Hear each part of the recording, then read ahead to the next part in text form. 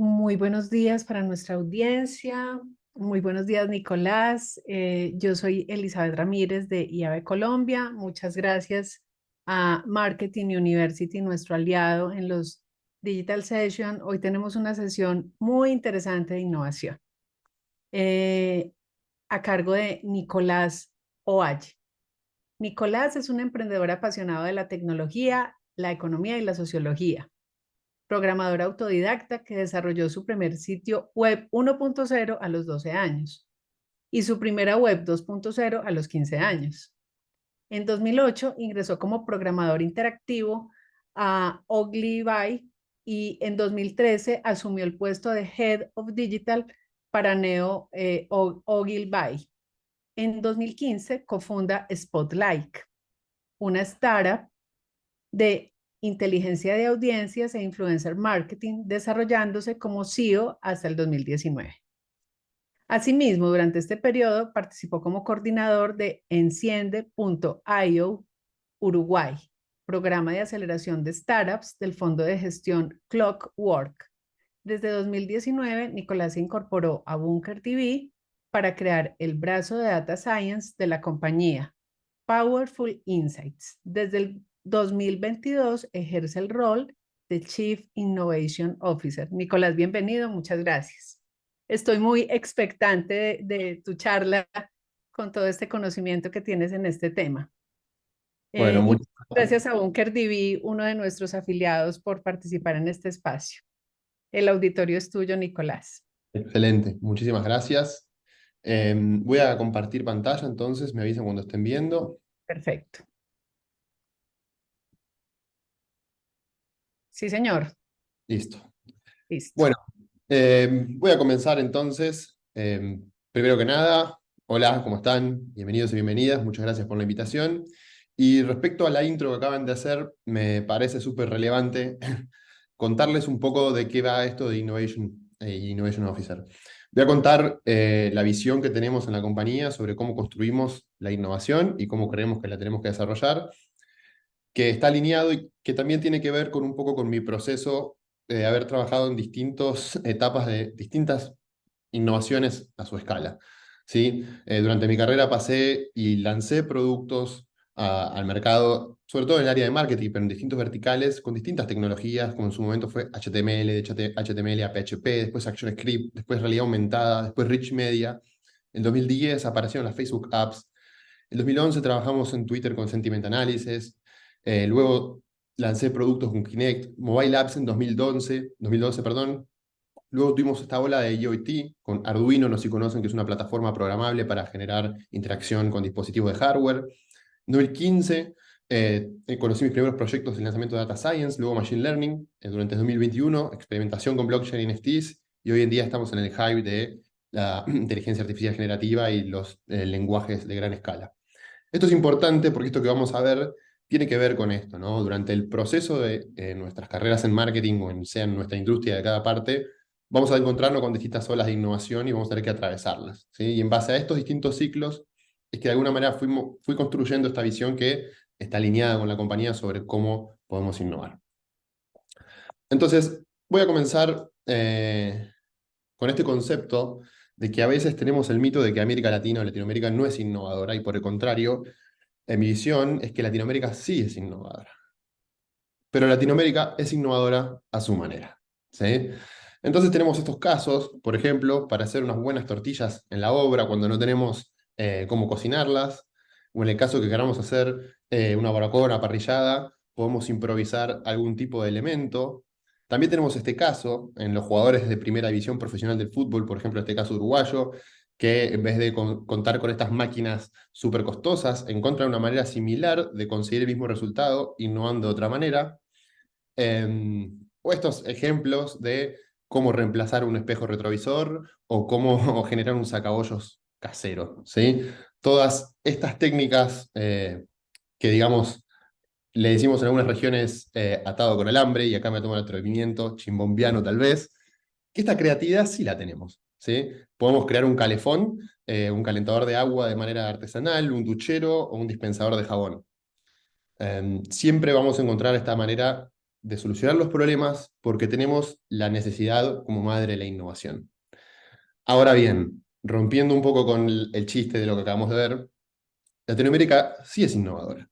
Porque cuando nos ponemos a ver hacia el pasado, incluso hasta el presente, algunas de las patentes o inventos que se generaron dentro de nuestras fronteras, es muy interesante descubrir que, por ejemplo, en nuestros mercados aparece la primera patente de la televisión a color, aparece la patente de la cajita feliz o del Happy Meal, aparece el motor de plasma, se inventa el marcapasos, el micrófono de cinta, que es un micrófono que se diferencia del resto por su alta calidad, su alta fidelidad, la burbuja artificial neonatal o incubadora, el bombón helado, increíblemente me sorprendió, el atrapanieblas, ¿sí? El corazón artificial, el parche para aliviación de fármacos, puede ser anticonceptivos, relajantes musculares, etcétera, el portón eléctrico automático, la radiografía y hasta la vacuna para la lepra, ¿sí? Entonces, más allá del chiste de nuestra innovación que surge a consecuencia de la necesidad, también tenemos estos desarrollos de gran impacto. Y si venimos un poco más al presente, no solamente eso, sino que en lo que aplica a tecnología tenemos lo que se conoce como unicornios, ¿sí? Estas compañías que valen más de $1.000 millones, pero más allá de su valor de mercado es importante ver la capacidad de innovación y resolver distintos problemas, ¿sí? Desde comercio online, distribución de productos, seguridad informática, plataformas de e-commerce, plataformas de banca digital, neobancos, ¿sí? Entonces, en este sentido, nosotros creo que la primera barrera que tenemos que romper, desde mi visión, es que Latinoamérica sí es innovadora. Pero Latinoamérica es innovadora a su manera. ¿Qué significa esto? Nosotros estamos acostumbrados a consumir de alguna manera en general, estrategias o deployment de cómo hacer esto con el formato de otros mercados. Y tenemos que encontrar la manera de cómo funciona para nuestros mercados. Teniendo esto en cuenta, entonces, tenemos que romper otro mito, que no es que solamente Latinoamérica no es innovadora, sino que una de las condiciones que generan el problema es que Latinoamérica no tiene presupuesto. Esto es algo que lo escuchamos en los departamentos de marketing, en los departamentos de desarrollo de productos, los de investigación, etc. Pero hay una respuesta, una posible solución para esto, y es que recuerden que América Latina es innovadora a su manera. ¿Qué significa esto? Cuando nosotros usualmente pensamos en innovación, estamos conversando generalmente, sin aclararlo, en relación a la innovación radical, que es aquella innovación, ¿sí? Que es radical y es muy similar a la disruptiva, que transforma completamente productos o procesos existentes. Cuando pensamos en esto, pensamos en grandes equipos, en grandes procesos de investigación, en grandes procesos de lanzamiento al mercado, que claramente están asociados a grandes costos. Pero no solamente existe ese tipo de innovación. Existe también lo que se conoce como innovación incremental, ¿sí? Que son mejoras graduales a productos o procesos existentes, que no necesariamente tienen que disrumpir el mercado. Y además tenemos una tercera tipo de innovación que es muy interesante, que se conoce como innovación sintética. Es un concepto relativamente nuevo que aparece hace muy poquito tiempo en el Harvard Business Review, que hace la síntesis de distintos elementos existentes para crear algo nuevo, ¿sí? Entonces, me parece esencial empezar a conversar estos temas para de pronto sacar de nuestra cabeza como concepto principal la innovación radical, que es la que en general parece la más importante, pero empezar a entender los procesos de estas otro tipo de innovaciones. Para poner un ejemplo, ¿cuál es la innovación radical? Un ejemplo de innovación radical es la bombilla de luz, que resuelve el mismo problema que la vela incandescente, pero con una tecnología totalmente nueva y radicalmente distinta. Por otro lado, tenemos un ejemplo de lo que pueden ser los productos que tienen una distinta variedad de variaciones, vale la redundancia, en su incrementalidad. Una pasta de dientes tiene su origen inicial, que cumple un objetivo, pero luego, a través de lo que se pueden considerar pequeñas innovaciones en su diversidad en el mercado, empieza a ofrecer una nueva carta de productos para distintos segmentos del mercado. Y luego aparece la innovación sintética, que es una de las que a mí me parece más interesantes. Porque lo que trata de hacer es de sintetizar dos elementos que ya existían para crear uno nuevo, y en este caso quiero el ejemplo en particular de estas super pantallas que tenemos hoy en día. ¿Se escucha muy bajito? Perdona la interrupción. Yo te escucho bien. Ah, perfecto. Tal Continúo. vez es la persona que escribió. Dale. Entonces, este media set que hoy en día tienen la mayoría de los vehículos, se puede considerar una innovación sintética y que aparte tiene un impacto importante, trascendente en el mercado. ¿Por qué? ¿Qué significa esto?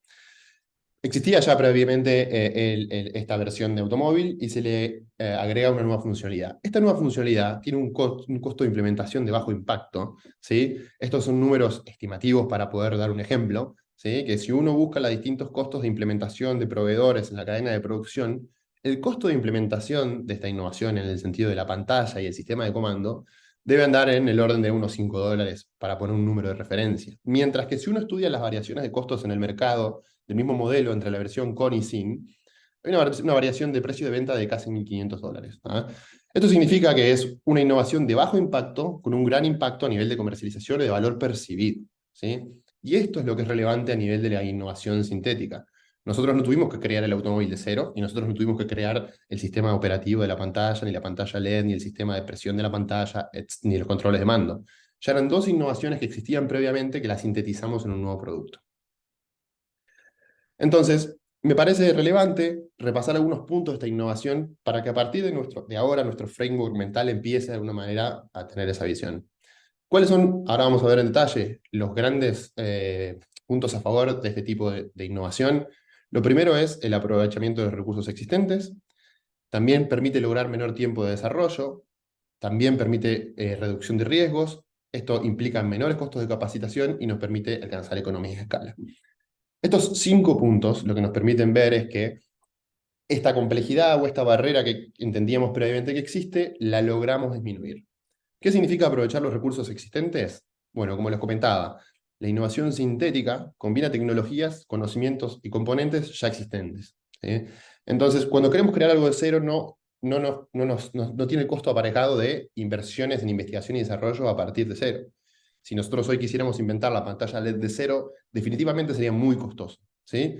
Pero pensar en innovación en el concepto de combinar tecnologías existentes es un paso hacia la innovación. Luego tenemos el punto número 2 de forma positiva, que nos permite tener un menor tiempo de desarrollo.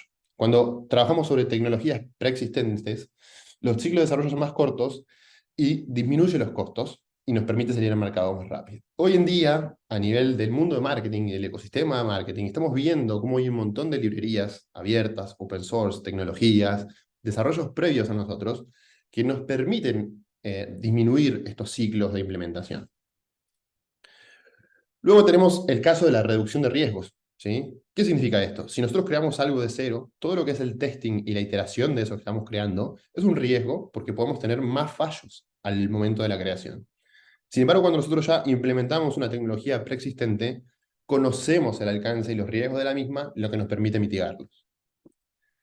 ¿Qué significa menores costos de capacitación? Nuevamente, al trabajar con tecnologías preexistentes o en la síntesis de dos tecnologías, es muy probable que los equipos de desarrollo o aquellos equipos que vayan a implementar estas soluciones ya estén familiarizados con las tecnologías previas o puedan tener un costo de capacitación mucho menor dada la documentación existente, los equipos de trabajo, etc.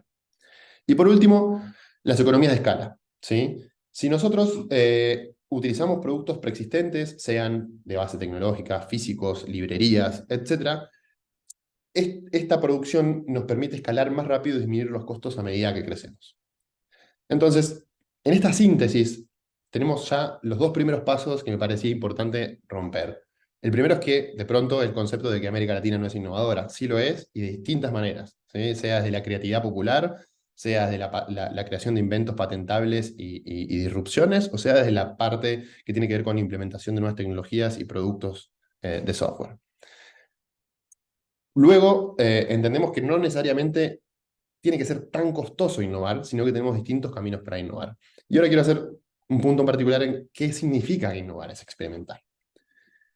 Para disminuir costos, hay una síntesis que tiene que ver con seguir el método experimental. ¿Qué significa seguir el método experimental? Hoy en día, cuando vamos a hacer un desarrollo, nosotros tenemos un conocimiento disponible, ¿sí? Que quiere decir, conozco determinada tecnología y conozco determinado problema.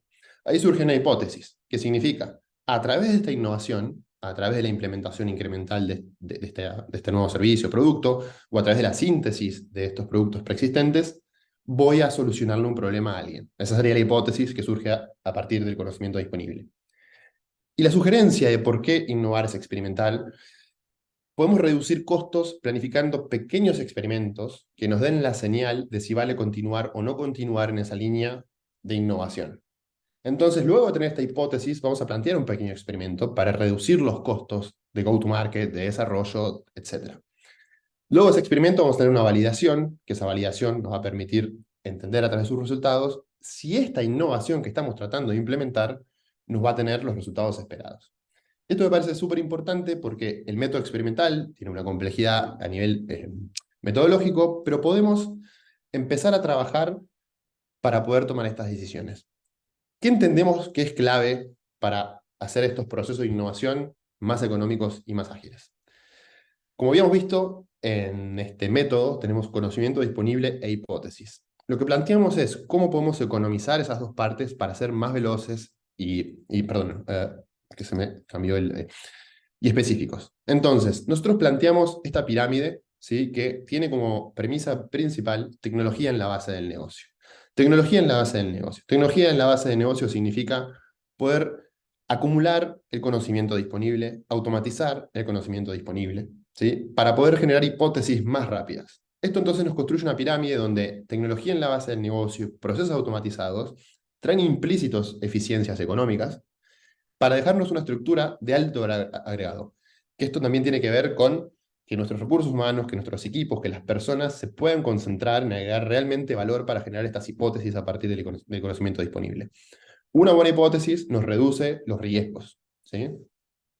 Teniendo en cuenta esto, una vez que nosotros elaboramos una hipótesis a partir del conocimiento disponible, que este conocimiento disponible tiende a hacerse más barato a medida que automatizamos procesos e implementamos tecnología, vamos a tener que desarrollar dentro de nuestras empresas, compañías y clientes una cultura experimental, ¿sí? Tenemos que naturalizar el hecho de crear, medir y aprender. Esta rueda, esta dinámica, tal vez la conozcan, es una metodología ágil de desarrollo para startups, pero que también se puede aplicar en los procesos de innovación. Sería como una versión sintética, valga el ejemplo, del método experimental científico. ¿Qué es lo que vamos a querer nosotros? Estas hipótesis, hacer pequeños MVPs, pruebas de conceptos, ¿sí? No necesariamente hacer grandes inversiones, medir los resultados, entender cómo se comporta el mercado, la audiencia, las necesidades, y aprender para seguir esta incrementalidad en la innovación. Y también es importante tener en cuenta esto. A nivel de comunicación, siempre percibimos la innovación como radical. Y por lo tanto, descartamos la innovación incremental o la cultura de la incrementalidad, que significa que pasos de bebé igualmente nos mueven hacia adelante, ¿sí? Estos pilares son esenciales para empezar a construir la cultura de innovación, porque innovar no es necesariamente tirar un montón de dinero a un problema con ideas creativas, es una cultura, es un trabajo que se empieza desde las bases de setear una buena lógica de cultura experimental, una buena lógica de tecnología en la base del negocio y entender que es un proceso incremental. Entonces, la pregunta que surge a partir de este punto no es solamente un desafío de presupuesto, es un desafío de cultura, y cambiar culturas requiere esfuerzos muy grandes a nivel interno. Ahora vamos a ver, creo que esta matriz es algo que realmente les va a permitir autoevaluarse y autoevaluar a sus clientes de alguna manera para entender nosotros cómo entendemos que esta cultura data-driven nos puede llevar a la innovación. Esta parte es un poco pesada, pero me parece que tiene mucho valor para que ustedes se pregunten dónde estamos parados.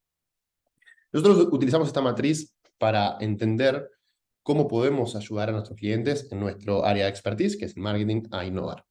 Lo primero que tenemos que evaluar dentro de las compañías o nuestros clientes es la cultura de datos, ¿sí? Nosotros la establecemos en 5 niveles que van de sobreviviente, principiante, iniciado, estratégico, hasta visionario. Hay culturas de datos que no hay culturas de datos. Significa cultura de datos ninguna. Estamos sobreviviendo. Nuestra compañía, sea en marketing, sea en producto, sea en lo que sea, nadie está al tanto de que es importante tener datos, ¿sí? Después tenemos un nivel que se llama principiante. Algunos roles dentro de las organizaciones están al tanto de la relevancia de los datos y existen silos. Como que si dijéramos el equipo de marketing no comparte con el equipo comercial ni con la gerencia general la información. Cada equipo tiene su set de datos y no se comparte. Luego tenemos el iniciado, que es un siguiente nivel de cultura de datos, que es el management. Tiene conciencia de la necesidad y trata de bajar de manera orgánica esta necesidad, ¿sí? Como, digamos, los jefes, los C-levels, de alguna manera, tienen consideraciones y tratan de que sus equipos compartan la información. Luego tenemos la visión estratégica, que es horizontal. La compañía tiene conciencia de esta necesidad, que es una necesidad estratégica, y todas las áreas de la compañía tienen una cultura de datos. Por último, tenemos el visionario, ¿sí? Que es una cultura data-driven. No solamente toda la compañía está alineada, sino que estos datos sirven para llevarnos a un lugar. O sea, somos conducidos por estos datos. Entonces, ese es el primer nivel de evaluación, ¿sí? Que es dónde estamos a nivel de cultura de datos. Luego tenemos estos datos, si culturalmente estamos todos de acuerdo que son importantes y toda nuestra compañía dice, ok, queremos alinearnos a que los datos nos guíen hacia dónde ir. Lo que nos va a permitir generar innovaciones incrementales o sintéticas de mayor velocidad porque tenemos esa información.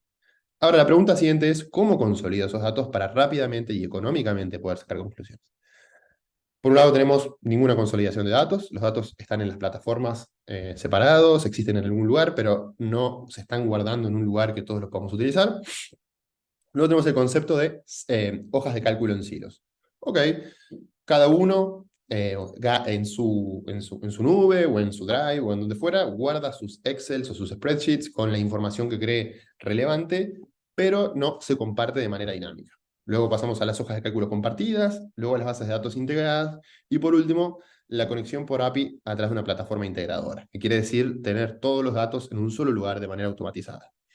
¿Para qué? Para, de nuevo, generar eficiencias. Porque si vamos a tener que tener un rol que exporte los datos, que los consolide, que los unifique, que los limpie, que los estandarice y que luego los analice, eso tiene un montón de costos.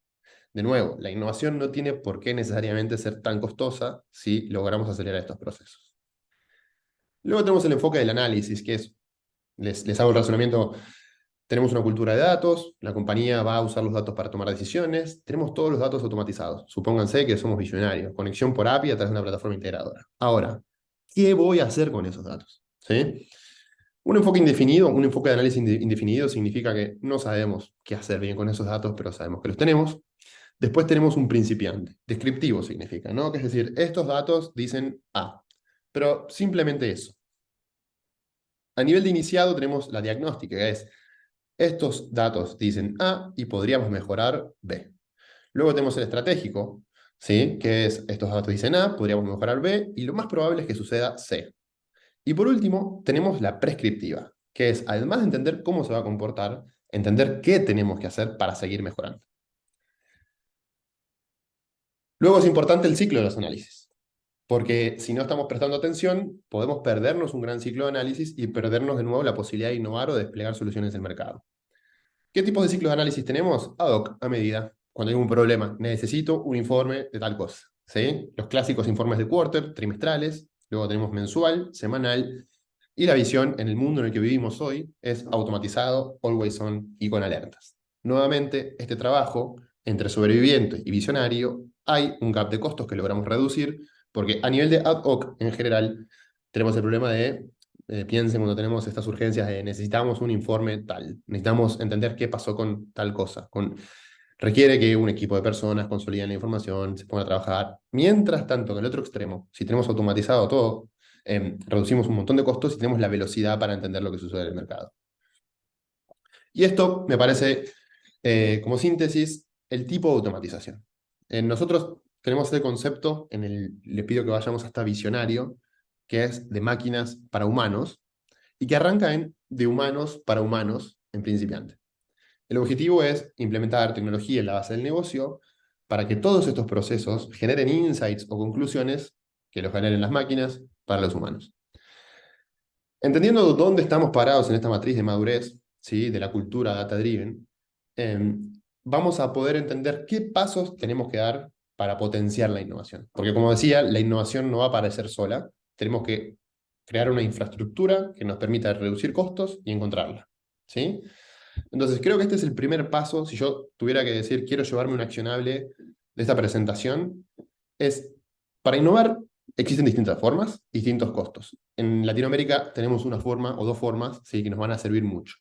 Lo segundo sería, tenemos que tener todos estos sistemas culturales y de consolidación de datos para poder trabajar sobre los mismos para innovar, para entender qué está pasando, para poder tener ideas, para tener esta agrupación de datos y luego poder trabajar las hipótesis. Me parece también relevante comentarles en este sentido que innovar horizontalmente es algo que puede suceder. Hoy el foco el de esta audiencia está centrado en marketing, comunicación, publicidad, marketing digital.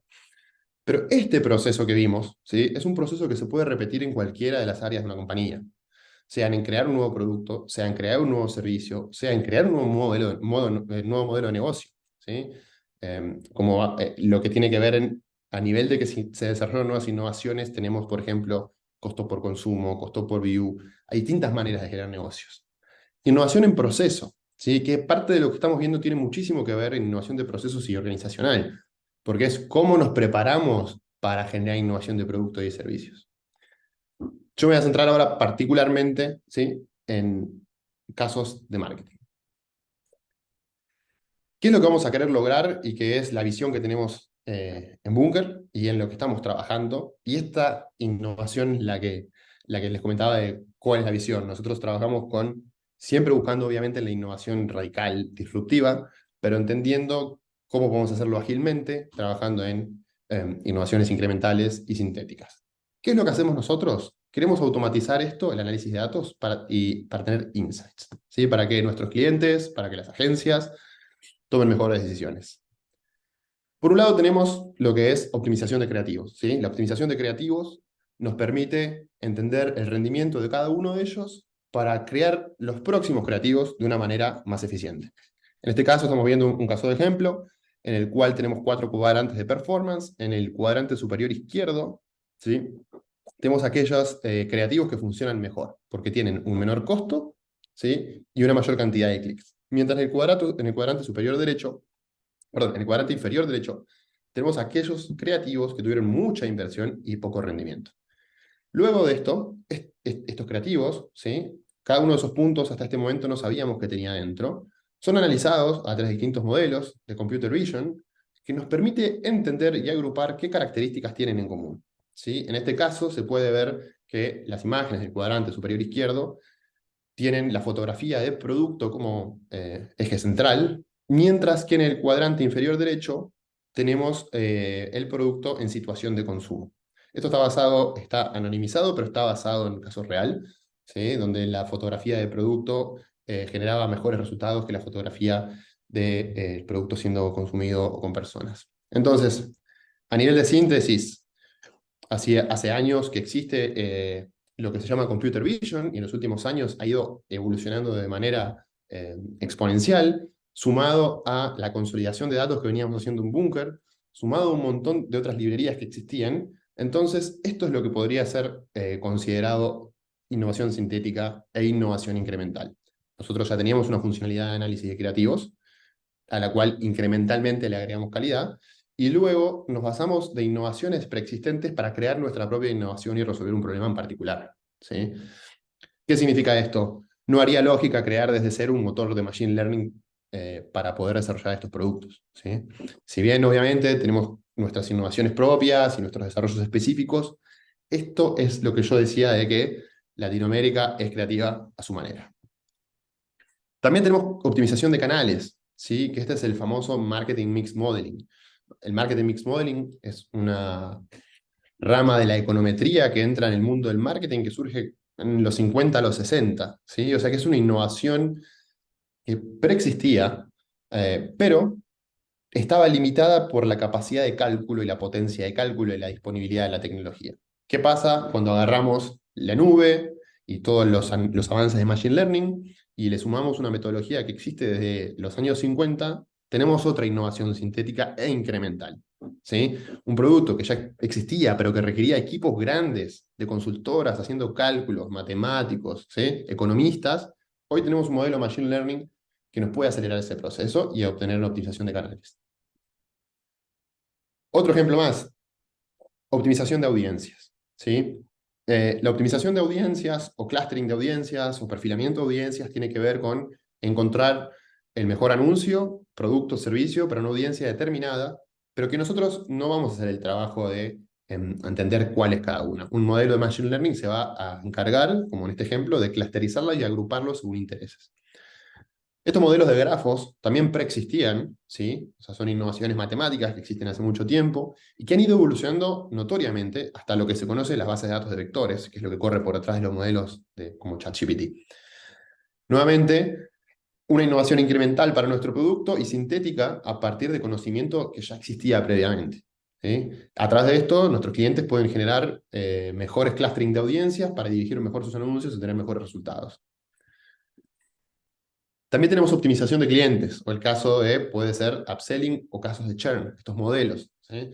Que también son algunos modelos que ya preexistían de una manera mucho más manual, tal vez mucho más rústica, que nuevamente todos estos casos son de valor agregado para nuestros clientes, ¿sí? Y terminan generando resultados. ¿Qué resultados? ¿Sí? Esos, creo que si se acuerdan del ejemplo de la pantalla interactiva del auto, tenemos que lograr esas innovaciones que nos permitan grandes impactos con pequeñas inversiones, ¿sí? En este caso, una marca de retail, utilizando estos modelos de distribución de presupuesto, ¿sí? Logró aumentar en un 20% la planificación de sus KPIs. O sea, obtener mayores resultados a partir de cómo se tenían sus objetivos y cómo los administraban utilizando estos modelos. Por otro lado, utilizando el modelo de análisis de creativos, ¿sí? Una marca, una empresa, es decir, una compañía de educación logró mejorar también su eficiencia en sus creativos, 2,5 veces. ¿Qué significa esto? Siguiendo las recomendaciones de motor, cambiando sus artes, generando más resultados. Y por último, en el modelo upselling, una empresa de telco, logramos un 30% de llamadas extra al call center. ¿Ok? Entonces, esta síntesis, valga la redundancia, es cómo podemos en estos procesos, ¿sí? Implementar culturas que nos permitan consolidar datos, que nos permitan entender qué está pasando para hacer hipótesis para desplegar las innovaciones. Las innovaciones las vamos a desplegar de manera incremental o de manera sintética. ¿Sí? ¿Para qué? Para reducir costos y riesgos. Y de esta manera es la manera en la que, con este framework de estas este loop de probar, medir, experimentar, nos va a ir dirigiendo hacia dónde tenemos que mejorar el producto y a la vez nos va a dar la señal, que creo que esto es una de las cosas más importantes a nivel de innovación, saber cuándo salir a tiempo si no estamos yendo hacia el camino adecuado. En este sentido, yo lo que quería transmitirles es, centrémonos en la innovación incremental y la innovación sintética cuando entendamos que tenemos aquella barrera de no hay presupuesto, porque a veces no tener presupuesto es todavía mucho más caro para el futuro que no invertir en el presente. Entonces, esta era la visión que les quería compartir de este framework. Fui un poco veloz para poder abrir un poco más de espacios de preguntas, ya que entiendo que tal vez tenemos para analizar o para responder esta serie de preguntas, ¿sí? Entender un poco más el método experimental, entender qué significa tecnología en la base del negocio, cómo nosotros aplicamos la cultura experimental y sobre todo, cómo podemos trabajar, perdonen, en estos 5 pilares de una cultura data-driven.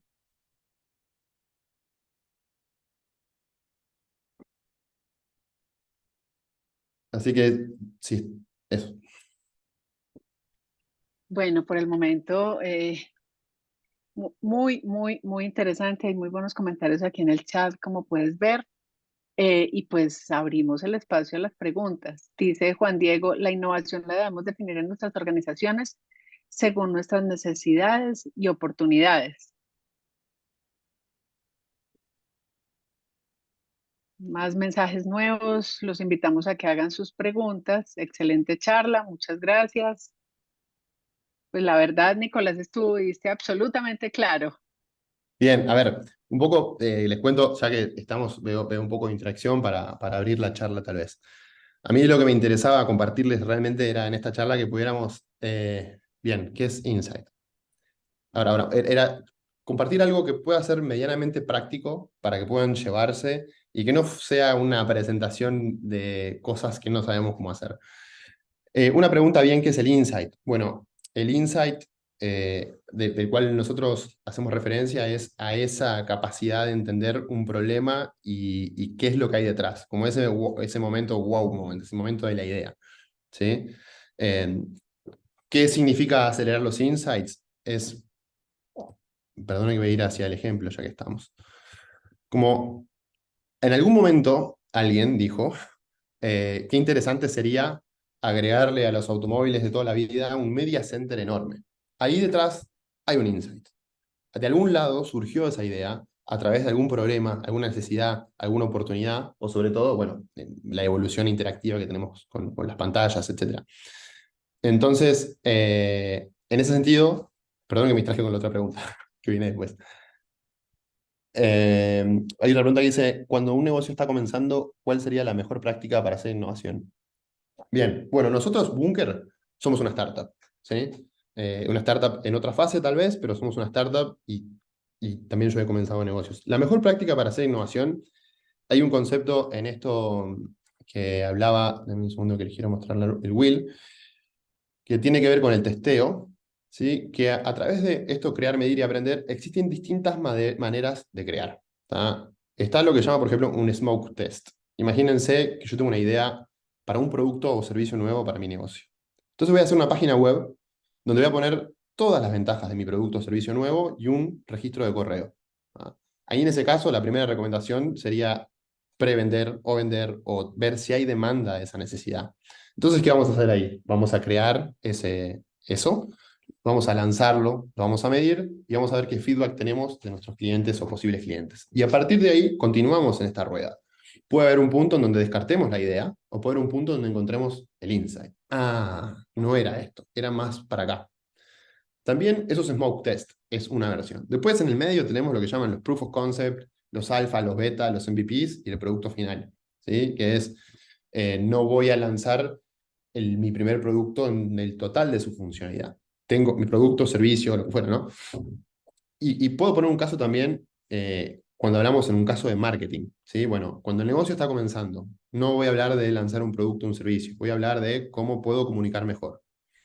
Hoy en día, en las distintas plataformas, tenemos, como en el caso de Facebook, los A/B test multivariados, ¿sí? Esto es parte de una cultura de innovación.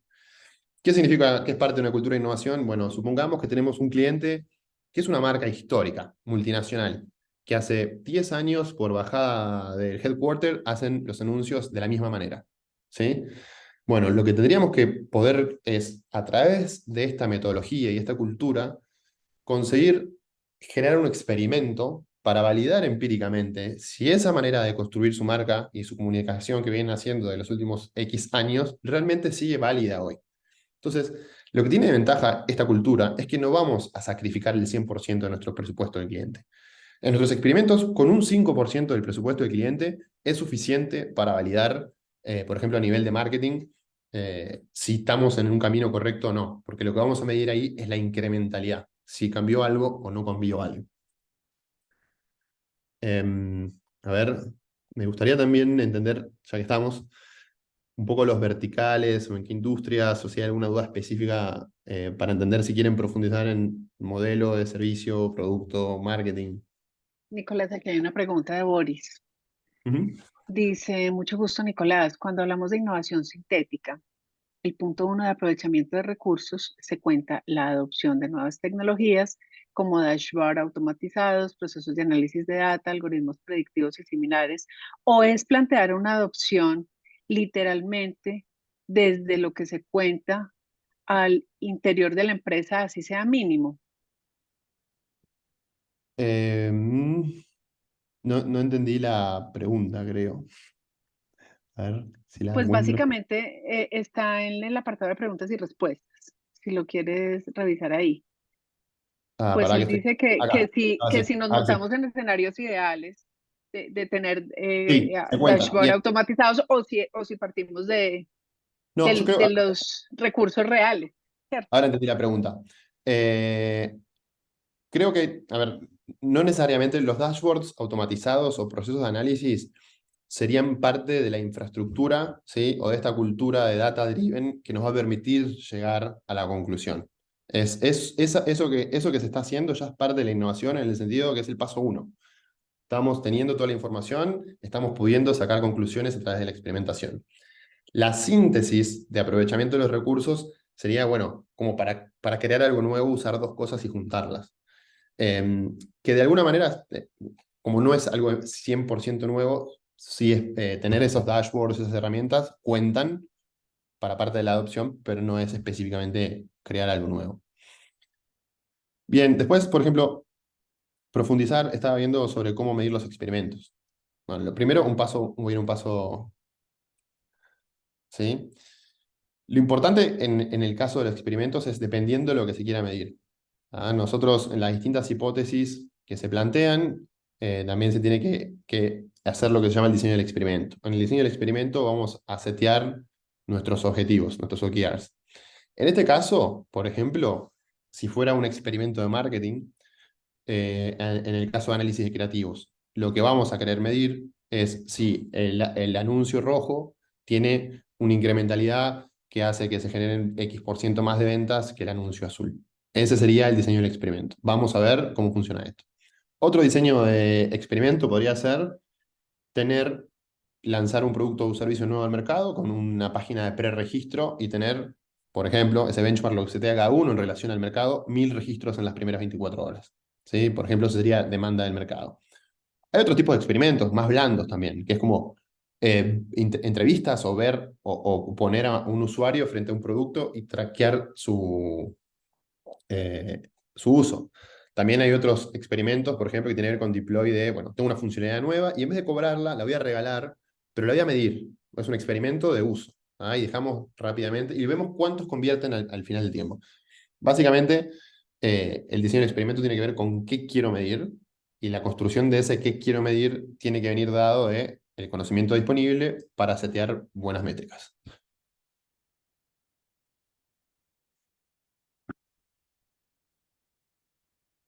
Tienes otra pregunta de Boris. Dice, ¿podrías comentarnos cómo en la industria automotriz podríamos generar a corto o mediano plazo resultados que sean adecuados para presentar al cliente y seguir aumentando nuestra capacidad de experimentación y adopción de una cultura data-driven?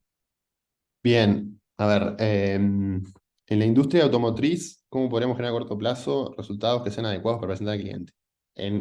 Si estamos hablando a nivel de marketing, probablemente ahí hay que hacer a ver, lo primero que no voy a poder dar la respuesta ahora 100%, pero algunas ideas sí, que es, si es en el área de marketing, nosotros hemos tenido varios experimentos en relación a ¿qué pasa? Lo interesante acá es desafiar los conocimientos previos, primero, ¿no? Como asumir de que en la industria automotriz entendemos que los usuarios que tienen familia van a preferir una SUV versus los jóvenes van a preferir un auto más económico y tal vez deportivo, por poner un ejemplo, ¿no? Un hatchback. ¿Es realmente eso así? ¿Tenemos empíricamente los datos para decir que eso es así? Porque creo que también la gran ventaja que nos da esto es no vamos a desterrar el instinto, ¿sí? de esta industria tan creativa, pero es necesario o suficiente arrancar validando los conocimientos que creemos que tenemos. A partir de ahí nosotros nos hemos encontrado muchas veces, muchos clientes en distintas industrias con sorpresas. ¿Sí? Cuando creíamos que la hipótesis era verdadera y en realidad a través de un experimento encontramos que no era tan así. Entonces creo que el primer ejemplo puede ser empezar a mostrar cuáles son las ventajas de esta cultura. Y en ese sentido es cuando, es como evangelizar es el primer paso y luego pequeños pasos prácticos.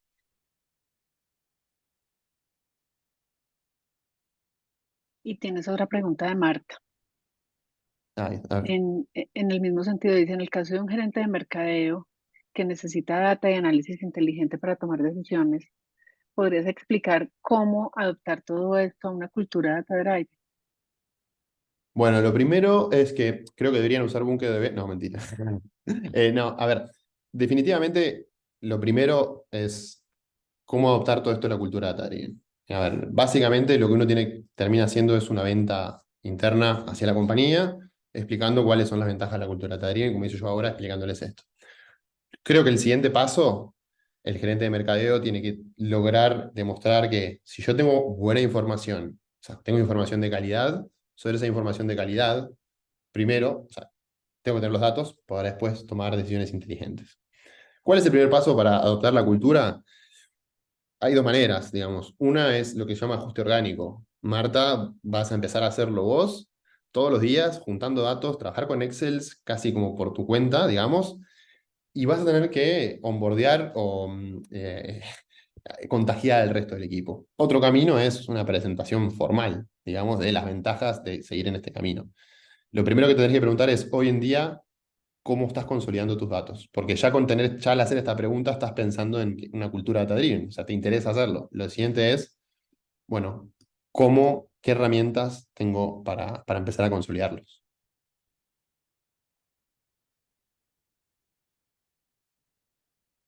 Veo otra pregunta. Lina tiene otra pregunta, sí, dale. Bueno, a ver, a nivel de cómo se puede innovar en los procesos del copy creativo, esto nosotros tenemos dentro de la plataforma la capacidad de hacer comparativas y después lo que está disponible en muchos casos es correr experimentos A/B. ¿Qué significa esto? La versión más simple de implementar o de innovar en los procesos, primero es, hoy en día los copies pueden surgir de una persona o pueden surgir de una persona asistidos por inteligencia artificial hoy en día.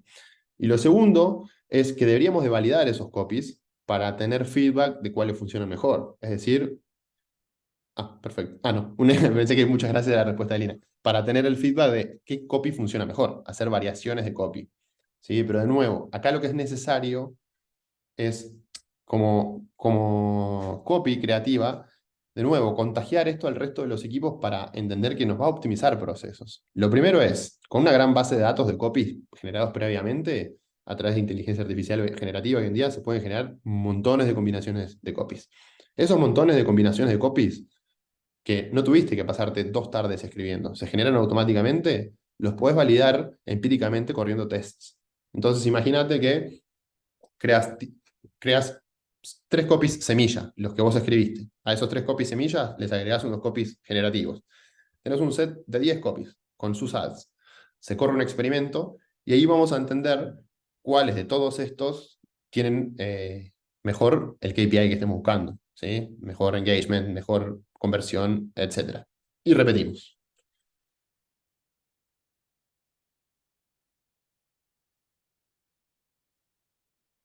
Nicolás, no veo más preguntas.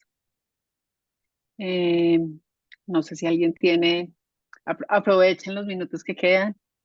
Si alguien tiene alguna pregunta adicional. Y mientras tanto, los quiero invitar. Marcela les va a poner en el chat el enlace de la evaluación de esta sesión. Eh, si Nicolás nos comparte la presentación, pues se las hacemos llegar junto con la grabación de este video. No sé si tienen más preguntas. No, solo te están dando las gracias. Excelente. Listo. Y Bueno, sí, Liz, ¿quieres que proyecte el QR de la encuesta aquí también? Ah, sí, ¿O no? perfecto. ¿Sí? Dale. Sí, sí, perfecto. yo dejo de compartir acá, ¿no? O sea, eso solo.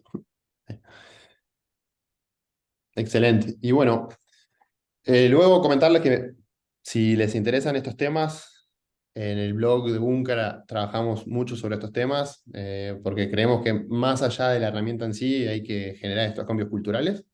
Así que bueno, de mi lado, súper agradecido, muy contento con las preguntas, porque creo que eso es... eh, perdón, hay una pregunta más. Por acá tenemos una más, sí. Bien, dame un segundo. ¿En qué áreas donde está la tele podemos estar como gerente de mercadeo, retroalimentación para ventas, estrategia? Bueno, a ver, por ejemplo, en general, donde nosotros hemos visto que hay una diferencia de información, tiene que ver entre los datos de marketing, ¿sí? O el equipo de comunicación, el que hace los banners, el que hace las campañas, el que crea las ideas, versus ventas, ¿sí? Yo diría que ver que en general estamos como con los datos muy separados y, por ejemplo, hay casos en donde el equipo comercial le puede transmitir una necesidad al equipo de comunicación, pero que esa necesidad del equipo comercial realmente tal vez no esté sustentada en datos, ¿sí? O tal vez el ejercicio de comunicación que estamos haciendo no responde a las necesidades del equipo comercial.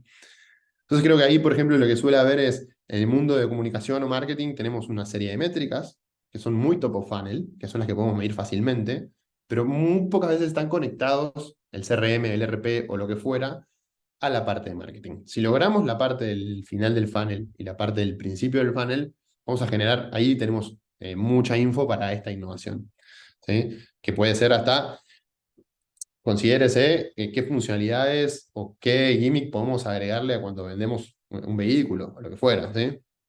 Em, Así que entonces yo creo que principalmente entre el equipo comercial y el equipo de marketing es donde tiene que haber más sinergias a nivel de datos.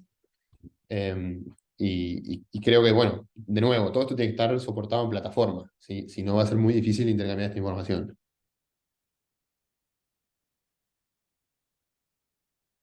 Em, Laboratorio farmacéutico. Veo otro por ahí. No, bueno, a ver, creo que más o menos la dinámica es similar. Eh, Farmacéutico tiene que ver a nivel de creación de productos y servicios, supongo, y no sé si a nivel de marketing. Pero bueno, ahí, por ejemplo, de nuevo, hay dos fuentes de datos, por ejemplo, para una innovación. De nuevo, vieron que todo viene siempre a la cultura, ¿no? Eh, un laboratorio farmacéutico, desconozco el vertical, pero se pueden seguir primero las tendencias, que es esta fuente de datos que tenemos, externas, y luego la información interna a nivel de consumo. ¿Sí? Bueno, mi laboratorio farmacéutico produce A, ¿sí? Bueno, cremas para tal cosa. Y vemos que un segmento del mercado empieza a crecer.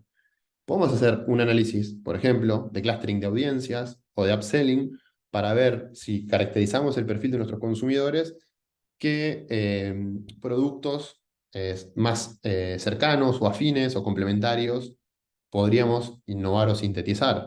O como si dijera un ejemplo, no sé, en nivel, de nuevo, farmacéutica, se puso muy de moda a nivel global la regulación del CBD y los efectos positivos que tiene. Bueno, podríamos hacer cremas de CBD, etcétera. ¿No? Es algo que se vio mucho en los mercados. Para los costos del aplicativo, creo que lo mejor es que se comuniquen con el equipo comercial. Así vemos a medida de cada uno las necesidades. Si quieres, dejas, Nicolás, tus datos o los del equipo comercial en el chat para quienes estén interesados. Sí, para que si querés les comparto, creo que lo mejor es entrar directamente a nuestra web y si no nos pueden buscar en LinkedIn, que creo que es la manera, Ajá. no le pido a producción, Fede, si estás por ahí quieres agregar algo.